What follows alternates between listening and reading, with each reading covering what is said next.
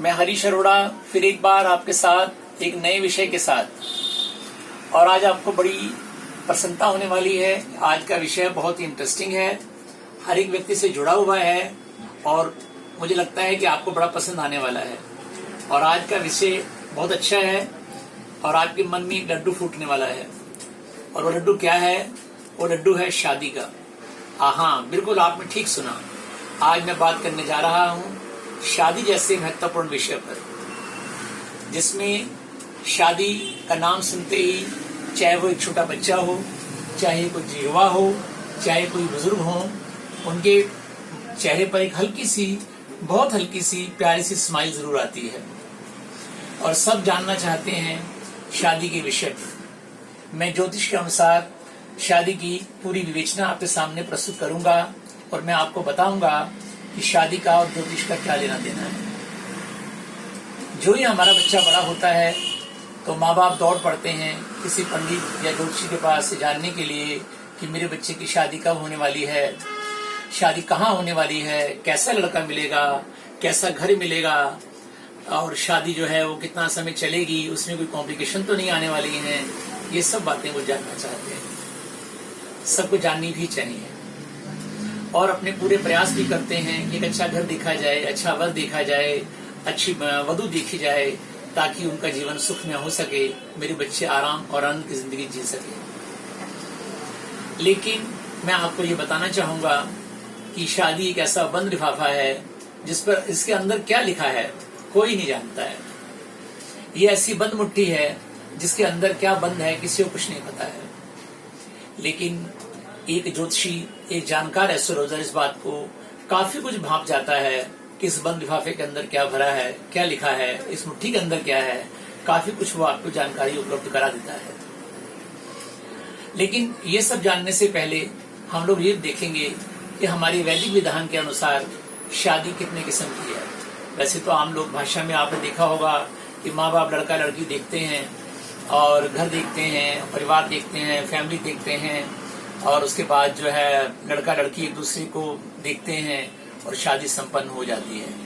कई बार हम लोग शादी अपनी पसंदगी से भी कर लेते हैं, परिवार की अनुमति से भी कर लेते हैं और कई बार उनकी बिना अनुमति के भी कर लेते हैं।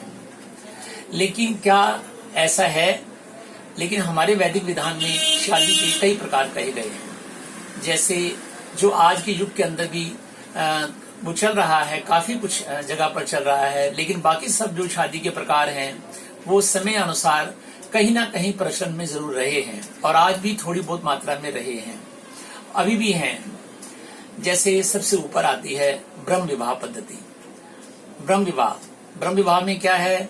जिसमें माता और पिता अपनी बच्चे के लिए वर या कन्या का चुनाव करते हैं, उसके लिए अपने जाति वर्ण के अनुसार घर ढूंढते हैं, अपने बराबर हैसियत देखते हैं और उसके बाद अपना आशीर्वाद उनको देकर उनके हाथ पीले करके जो उसकी विधि है शादी की, कन्यादान या वर वधू का मिलान करके उस शादी को संपन्न कराते हैं। ब्रह्म विधि जो है वो आज भी प्रचलन में है। दूसरे नंबर पर जो शादी की विधि है वो आता है देव विवाह। देव विवाह क्या है? बहुत से लोग आपने देखा होगा देवस्थान पे सेवा करते हुए पाए गए हैं। वो लोग, ऐसे लोग बचपन से, जवानी से और बहुत साल तक, बूढ़े होने तक भी वहां पर उस देवता की शरण में रहते हैं। आपने देखा होगा हमारी मथुरा में, वृंदावन में बहुत सी महिलाएं, बहुत से पुरुष, ऐसे बहुत से धार्मिक स्थान हैं जहां पर जो है छोटी छोटी कन्याएं, बड़े बड़े बच्चे, बड़े अच्छे परिवारों के बच्चे भी, उन्होंने अपना पूरा जीवन उस धर्म स्थान की सेवा पर दिया है। ऐसे ही कुछ लोगों ने जो है सामाजिक कार्यों के लिए अपने आप को पूरा समर्पण दे दिया है और उन्होंने यही मान लिया है कि यही मेरी शादी है और यही मेरे साथ, मेरा यही जीवन है और उन्होंने अपने काम से, समाज कार्य से शादी कर ली है। जैसे पुराने जमाने में, जैसे मैंने कहा कि देव विवाह है, आपने मीरा का उदाहरण सुना होगा कि मीरा ने कहा कि जो है भगवान श्री कृष्ण ही मेरे पति हैं और वो उन्हीं की सेवा में पूरा जीवन गुजारती है। आज के युग में भी ऐसे बहुत से स्थान हैं जहां पर महिलाएं या पुरुष पूरा जीवन गुजार देते हैं और उसी में किसी गुरु की सेवा में गुजार देते हैं, किसी स्थान की सेवा में गुजार देते हैं। वो विवाह देव विवाह कहलाता है। इसी तरह से हमारे वैदिक विधान में एक विवाह की पद्धति काफी प्रसिद्ध रही है, वो है आर्ष विवाह, या जिसे ऋषि विवाह भी कह सकते हैं। पहले हमारे यहाँ गुरुकुल पद्धति होती थी और हमारे बच्चे जो है वो गुरुकुल में पढ़ने जाते थे, और जो उसमें बड़े मेधावी छात्र होते थे, तो जो आसपास के चूंकि गांव का माहौल था, गांव के लोग थे, सारा भारत गांव में ही बसता था, तो गांवों के लोग जो है उनमें देखते थे कौन से मेधावी छात्र हैं, तो वो लोग जो है गुरुकुल में शादी का प्रस्ताव लेकर जाते थे। तो उसके अंदर क्या है कि वो चूंकि कृषि प्रधान देश था, तो वो लोग अपने कन्या या अपने पुत्र की शादी वहां गुरुकुल में करना चाहते थे, गुरुकुल के छात्रों से करना चाहते थे, कई बार गुरु से भी करना चाहते थे। और उसके बदले में जो गुरु है या जो जिससे शादी होने जा रही है, वो वर जो है वो अपनी तरफ से गाय और बैल, चूंकि उस समय कृषि के लिए साधन थे, वो उन्हें दान स्वरूप देते थे, और वो उन्हें जो है अपनी कन्या से उनका विवाह का प्रस्ताव स्वीकार करके उनका विवाह संपन्न कराते थे। उसी तरीके से एक और विवाह की पद्धति है, नंबर 4 पे जो आती है, वो है प्रजापत्य विवाह। प्रजापत्य विवाह के अंदर जो है इसमें किसी भी प्रकार से कन्या या वर की अनुमति नहीं होती है। कन्या का पिता खुद ही डिसाइड करता है कि किसी अच्छे या संपन्न परिवार में या किसी प्रभावशाली व्यक्ति के प्रभाव में जो है वो अपनी कन्या का विवाह उस व्यक्ति से कर देता है, उसे प्रजापत्य विवाह कहा जाता है। आज के युग के अंदर भी ये पद्धति कहीं कहीं प्रचलन में है। उसी तरीके से एक और पद्धति है जो आज बहुत प्रचलन में है, जो लोग कहते हैं गंधर्व विवाह। गंधर्व विवाह यानी कि लड़का लड़की जो है वो एक दूसरे से प्रेम करते हैं और बिना किसी परिवार की अनुमति के, बिना समाज की अनुमति के वो खुद ही आपस में विवाह रचा लेते हैं और वो शादी करके साथ साथ रहने का फैसला करते हैं। लगी ना इंटरेस्टिंग बात है ना? बात इंटरेस्टिंग है। आज के युग से आपको भारी होगी, कुछ लोग स्माइल भी कर रहे होंगे। उसी तरीके से 2-3 पद्धतियां और भी हैं, जिसमें एक विवाह की पद्धति है वो आती है राक्षस विवाह, जिसमें बलशाली राजा या बलशाली व्यक्ति बलपूर्वक किसी की कन्या के साथ विवाह रचा लिया करते थे। पुराने जमाने के अंदर राजा महाराजा या कुछ ताकतवर लोग इस तरह की पद्धति को चलाते रहे हैं, लेकिन आजकल ये पद्धति प्रचलन में नहीं है, लेकिन कहीं कहीं फिर भी देखने को आ जाता है, तो इस तरह से इसे देखा जाता है। इसी तरीके से विवाह की एक पद्धति और भी है, असुर विवाह। असुर विवाह की पद्धति वो भी आज के युग में कहीं कहीं देखने को मिलती है। वो क्या है? असुर विवाह के अंदर जो है, जो एक धनी पुरुष है या धनी महिला के पति हैं, परिवार है, वो अपने लिए, अपनी कन्या के लिए अच्छा वर या अपने लिए एक वधू वो ढूंढना चाहते हैं, तो वो पैसों के बल पर शादी संपन्न करा लेते हैं। इसी तरीके से एक विवाह की पद्धति है, थोड़ी वो निकृष्ट है, लेकिन वो भी वैदिक विधान में कहीं ना कहीं प्रचलन में रही है, वो है पैशाच विवाह। वो ये है किसी की मानसिक या शारीरिक दुर्बलता का फायदा उठाकर या उसको अपने वश में लेकर या उस चीज का अतिरिक्त फायदा उठाते हुए भी कुछ लोगों ने विवाह की जो है रचना की है और वो विवाह करने का प्रयास करते रहते हैं, तो वो उस पद्धति को भी पैशाच विवाह या सबसे निकृष्ट विवाह कहा जाता है।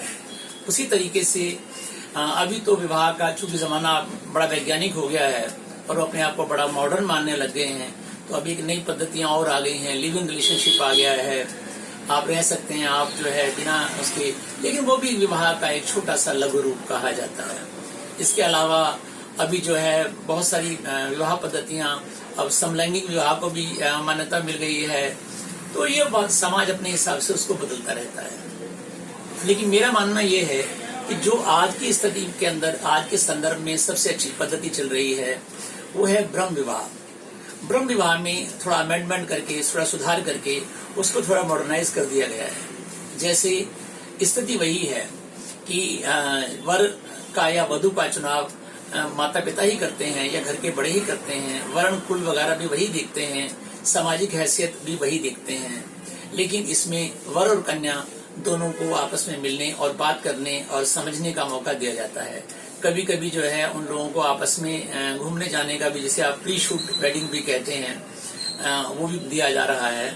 तो उसके हिसाब से फिर बड़े ही विधि अनुसार ब्राह्मण के द्वारा मंत्र जाप के द्वारा जो है कन्यादान किया जाता है और उसमें कन्या का पिता और उसका परिवार सब लोग बैठते हैं। ऐसे ही वर के भी पूरा परिवार जो है बैठता है, सभी संबंधी बैठते हैं और बाकायदा जो है जो हमारा तरीका है उसके हिसाब से हाथ में लेकर के और जो है लड़की को विदा किया जाता है और बड़े बाजी गाजी से जो है ये सारे विधान किए जाते हैं। तो ये विवाह की सर्वश्रेष्ठ पद्धति है। लेकिन इसके अंदर ये बात छूट गई है सारी बातों के अंदर, जो मैं कहना चाह रहा था। इसमें ज्योतिष कहाँ से आया जब सब कुछ आदमी खुद ही तय कर रहा है?